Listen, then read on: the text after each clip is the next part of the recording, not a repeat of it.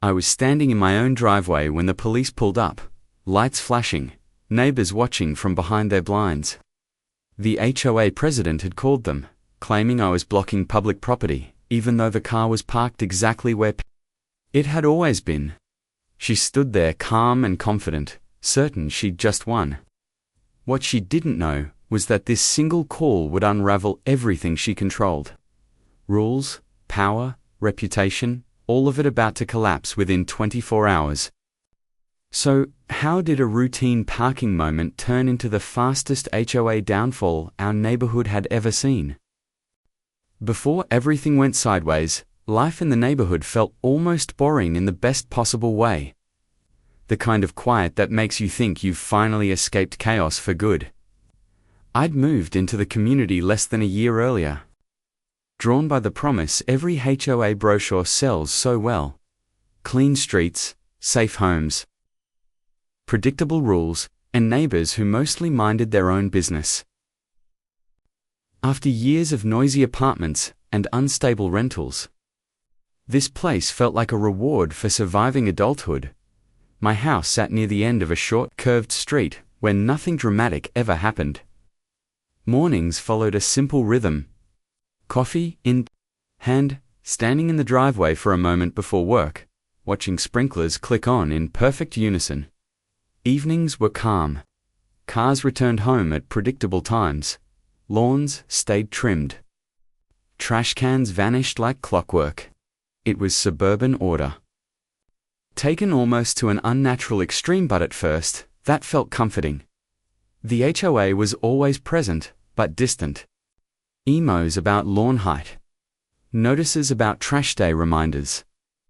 Seasonal decorations, guidelines that most people skimmed and ignored. I didn't think much of it. I wasn't the kind of person who pushed boundaries, and I wasn't interested in fighting rules that didn't affect my daily life. I parked where I always had. I kept my place clean. I paid my dues on time. From my perspective, I was doing everything right. The neighbors mostly kept to themselves, exchanging polite waves rather than conversations. A few had lived there for years and moved with the confidence of people who knew exactly how the neighborhood worked. Others, like me, were newer, still learning the rhythms, still assuming that common sense mattered more than technicalities. But looking back, the warning signs were always there. The excessive perfection. The way small things seemed to matter far more than they should. How certain neighbors watched instead of lived. How some people spoke about the HOA with tension in their voices, lowering them slightly as if discussing something dangerous rather than mundane. There was one figure in particular who stood out. Always visible. Always present. The kind of person who seemed to know every rule by memory and treated enforcement like a personal mission. At first, I thought nothing of it. Every community has someone like that, someone overly invested, someone who mistakes authority for identity. I assumed it was harmless. That assumption didn't last long.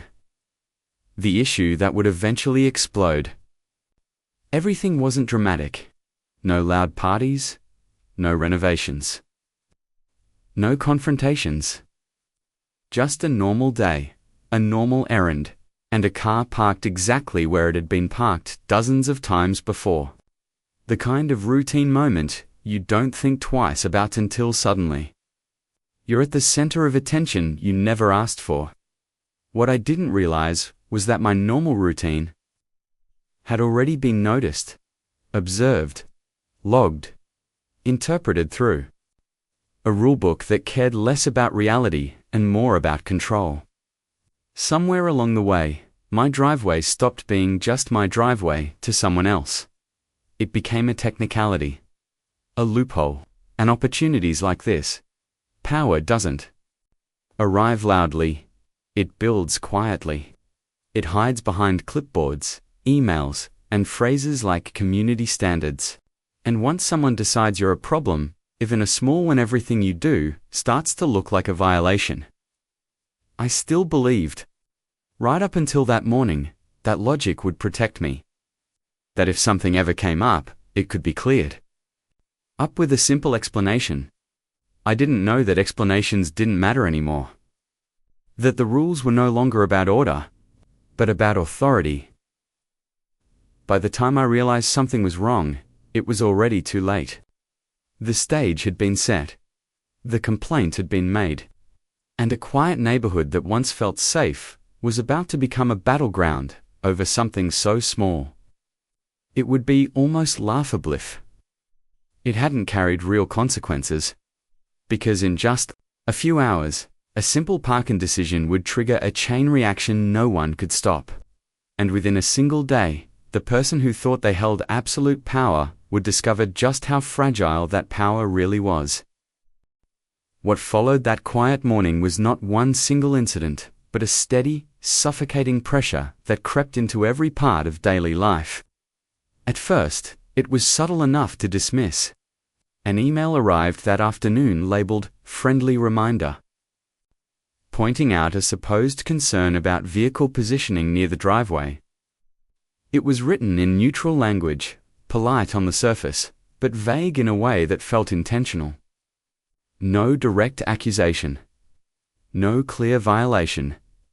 Just enough ambiguity to make me reread it twice.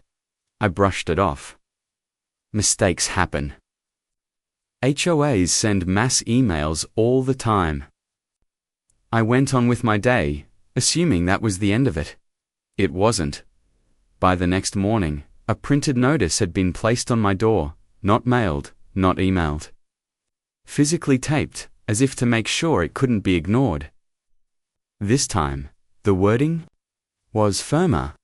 It referenced a rule number that meant nothing to me and claimed my vehicle extended into a restricted area. No photo evidence. No measurement. Just a warning that future violations could result in fines. That was the moment the unease set in.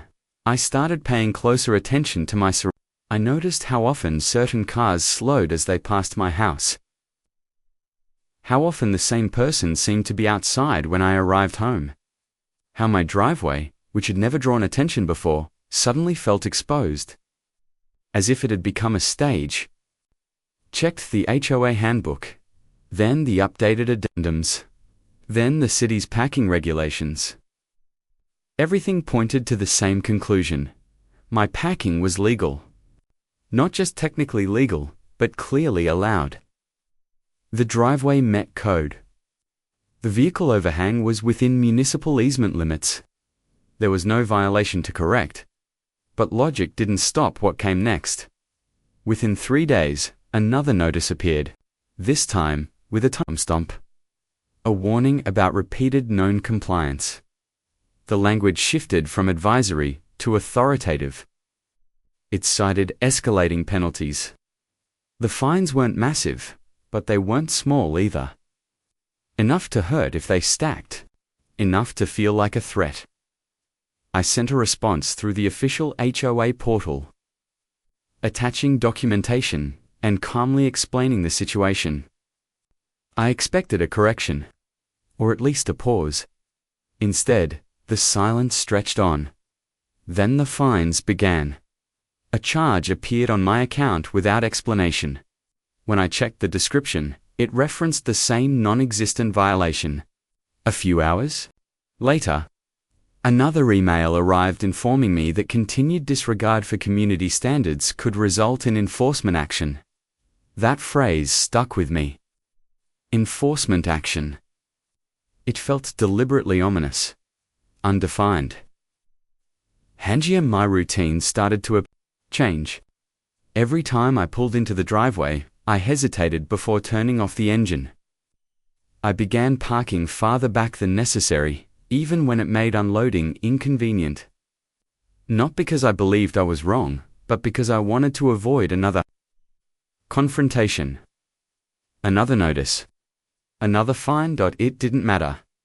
The citations continued. Some referenced parking. Others didn't. One claimed my trash bins were visible for too long after pickup. Another mentioned grass height, even though it had been cut less than 48 hours earlier. A third warned about general aesthetic concerns without specifying what those were. It became clear this wasn't about compliance. It was about pressure. The worst part wasn't the money. It was the feeling of being watched, of knowing that someone was actively documenting my daily habits, waiting for the smallest excuse to escalate. Home stopped feeling like a refuge. It felt like a test I was constantly failing, no matter how careful I was. Neighbors began acting differently too. Some avoided eye contact. Others gave sympathetic looks but said nothing. A few whispered brief comments about similar experiences, always cutting the conversation short, as if even acknowledging the situation might bring consequences. That's when I realized this pattern wasn't unique. I started keeping records. Screenshots, photos, dates, and times. Not because I planned to fight back yet, but because something told me this wasn't going to stop on its own. Each notice felt more aggressive than the last. Each fine came faster, as if someone was racing against an invisible clock. The escalation peaked when the HOA escalated beyond paperwork.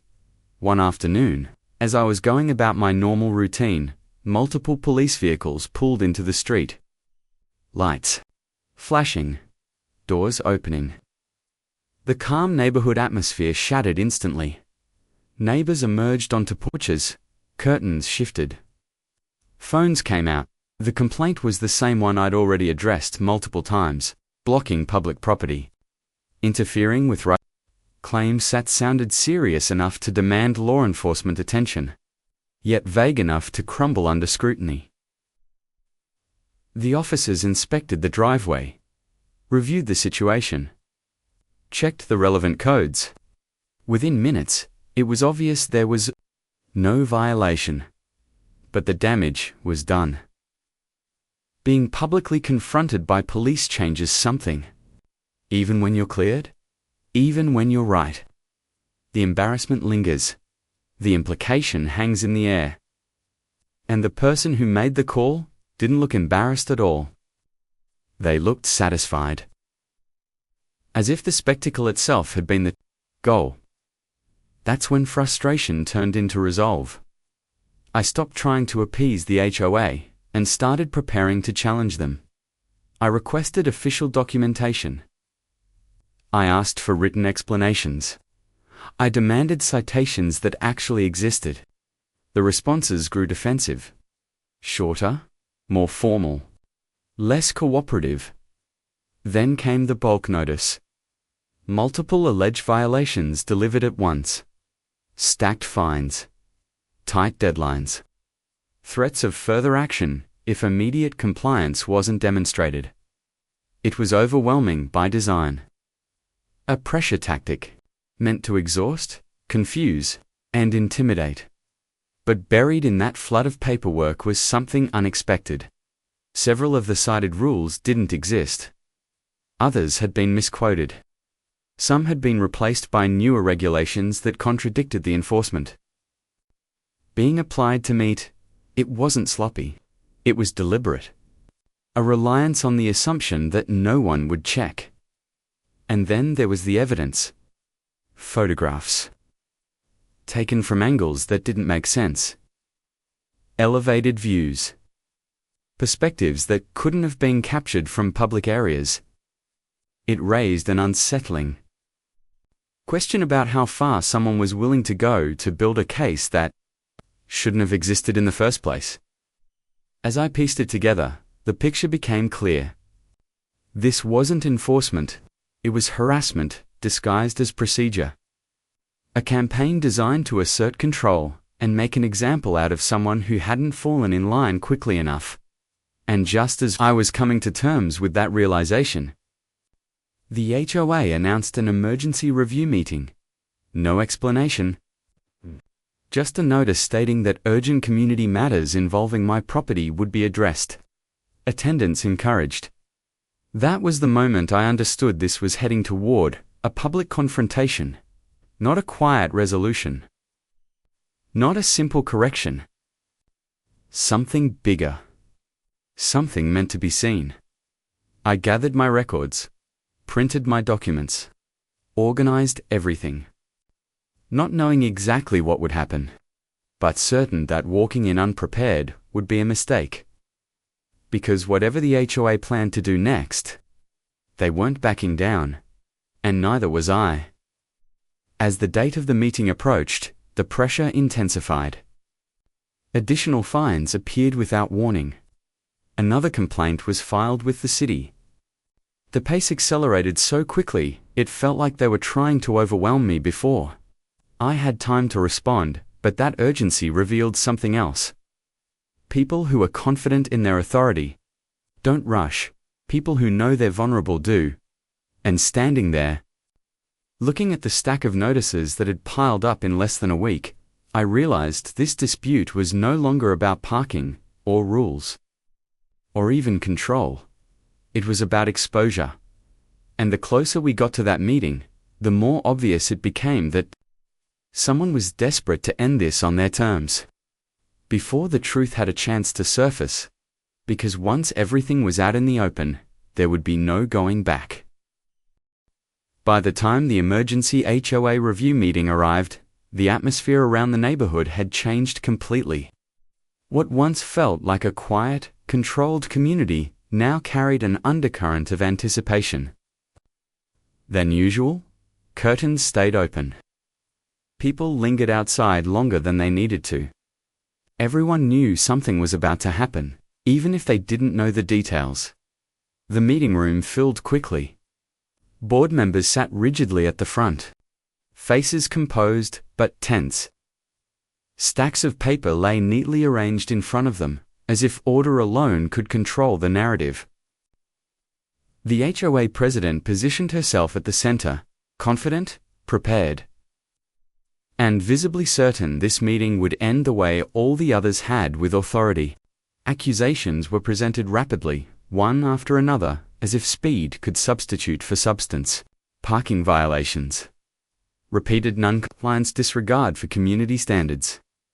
Each claim was delivered with rehearsed certainty, framed as undeniable fact rather than allegation. The goal was clear: overwhelm, intimidate, and conclude before scrutiny could take hold. But this time, the pressure didn't land the way it was supposed to. As the evidence was reviewed, cracks began to show. Dates didn't align. Rule numbers referenced sections that no longer existed.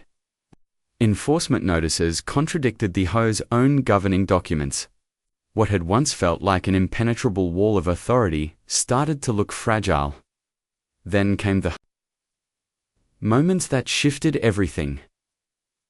The photographic evidence was examined more closely. Angles that defied public access.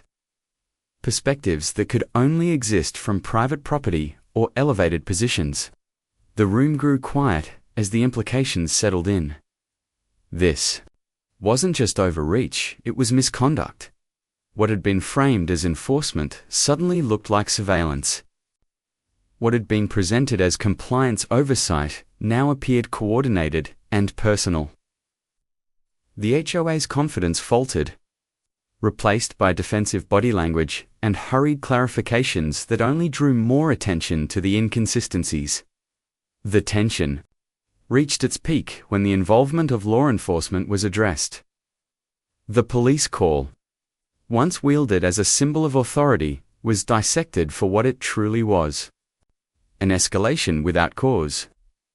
A public display designed to intimidate rather than resolve. And when the official outcome of that incident was acknowledged, no violation, number citation, no wrongdoing, the room collectively recognized the severity of what had been done. Calling the police hadn't strengthened the HOA's position, it had exposed it. The turning point arrived not with shouting or spectacle, but with undeniable clarity. Documentation showed that the driveway in question was not only compliant with municipal codes, but explicitly protected under city ordinances. The HOA had no jurisdiction over the space they claimed to control.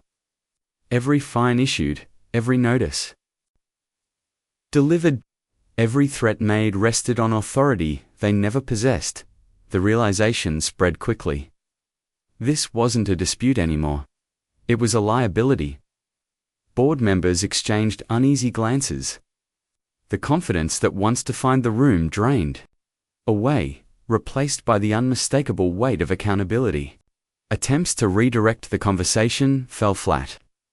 The facts were too clean. The timeline too clear.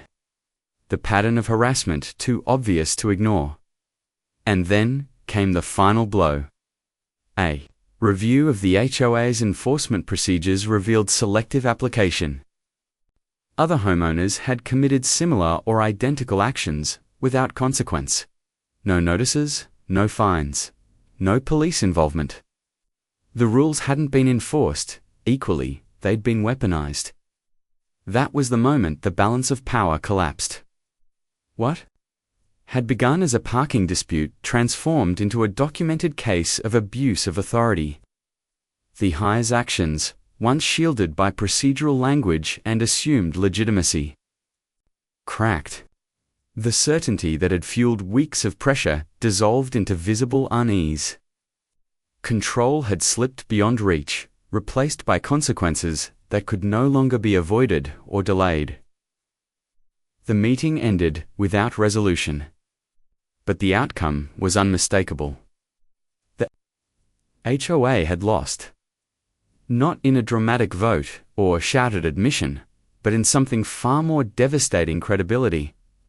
The authority they relied on to dominate disputes no longer carried weight. Their overreach, undeniable. As the room emptied, the shift was palpable. Neighbors who had once remained silent now lingered, quietly acknowledging what they had just witnessed. The illusion of untouchable power had been broken in real time. But the most significant development hadn't even happened yet, because while the HOA struggled to regain footing, the implications of their actions had already moved beyond the walls of that meeting room. Oversight bodies had been notified. Legal exposure loomed. And the very tactics used to intimidate had become the evidence that would dismantle the authority behind them. The dispute had reached its peak, and as the HOA scrambled to contain the fallout, one truth became impossible to ignore. This wasn't the end. It was the beginning of consequences they could no longer control. What followed the meeting didn't happen all at once. There was no dramatic announcement the next morning, no apology taped to a door, no public confession. Instead, the resolution unfolded in a way that felt far more real, slower, heavier, and impossible to ignore. Within days, the first change appeared quietly. The fines on my HOA account vanished. No explanation. No message. Just gone. Notices that had once arrived with relentless precision stopped completely. The online portal, once filled with warnings and deadlines, suddenly showed nothing at all. The silence was telling. Then came the second shift. The HOA president stopped appearing in public spaces. The same person who once patrolled the neighborhood? Meetings were postponed. Emails from the board grew vague and cautious, stripped of the aggressive tone that had defined every previous interaction. Language that once threatened enforcement now emphasized community harmony and review processes. It was an unspoken admission. Behind the scenes, the consequences moved faster. The oversight complaints filed after the meeting triggered formal reviews. City officials requested documentation. Legal advisors examined the HOA's authority boundaries, and when those reviews concluded, the results were decisive. The HOA had acted outside its jurisdiction. Multiple enforcement actions were invalid. The police call, in particular, was flagged as inappropriate escalation without cause. That single action, meant to intimidate, became the centerpiece of the HOA's undoing. The fallout was immediate. the president was removed from her position. Before the next scheduled election, officially, it was framed as a voluntary step aside. Unofficially, everyone knew it wasn't voluntary at all. Board members resigned one after another, unwilling to shoulder responsibility for actions that had crossed legal and ethical lines. By the time a new board was formed, the HOA looked nothing like it had before. Policies were rewritten. Enforcement procedures were suspended, pending review. A third-party management company was brought in to prevent future abuses of power. Transparency became mandatory. Selective enforcement, once quietly tolerated, was now explicitly prohibited. And the most striking change? The police were never called again for HOA-related issues. The impact rippled through the neighborhood in ways I hadn't expected. Neighbors who had stayed silent for years began sharing their own stories, packing warnings that made no sense, fines issued without evidence, threats that relied more on fear than authority. What I'd experienced wasn't an isolated incident. It had just been the first one challenged openly and documented thoroughly. Culture shifted. People stopped assuming the HOA was always right. They learned the rules instead of fearing them. And once that fear disappeared, the HOA's ability to control through intimidation vanished with it. For me personally, the change was profound. Home felt like home again. I parked in my driveway without hesitation. I walked the neighborhood without scanning for watchers. The anxiety that had quietly settled into daily routines faded, replaced by something steadier, confidence. Not because I had power, but because I understood the limits of the power that had been used against me. That understanding was the real victory. The HOA never admitted wrongdoing publicly. They didn't have to. Their actions spoke louder than any statement could have. The disappearance of fines, the restructuring of leadership, the sudden emphasis on compliance with actual law rather than imagined authority, all of it confirmed the same truth. They had overplayed their hand, and the consequences didn't end there. Months later, updated bylaws were distributed to every homeowner. Clear language replaced vague threats. Jurisdiction boundaries were spelled out in plain terms. Enforcement now required documented evidence and independent review. Appeals processes were formalized instead of ignored. The system that once relied on silence and fear had been dismantled, piece by piece. Looking back, the dispute was never really about parking. It was about what happens when small amounts of power go unchecked. When rules exist without accountability. When authority is assumed rather than verified. The HOA operated on the belief that no one would challenge them, and for a long time. That belief had been correct. Until it wasn't. The most lasting impact wasn't the removal of one president or the reversal of a few fines. It was the shift in awareness. Once people saw that the HOA could be wrong and face consequences, the balance changed permanently. Fear thrives in uncertainty. Clarity destroys it. The experience taught me something I didn't expect to learn in my own driveway.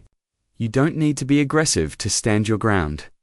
You don't need to shout, threaten, or retaliate. You need records, knowledge, patience, and the willingness to let truth do the work intimidation once did. Because systems built on pressure collapse when exposed to scrutiny.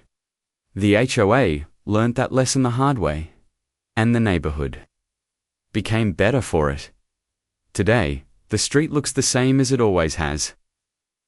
Same houses, same driveways, same quiet evenings. But the dynamic underneath has changed completely. Authority now comes with responsibility. Enforcement comes with limits. And power comes with accountability. All because one person decided not to move their car out of fear. So if there's one takeaway from this story, it's this. Sometimes, the smallest acts of resistance reveal the biggest cracks in the systems meant to control us. And when those cracks are exposed, everything changes.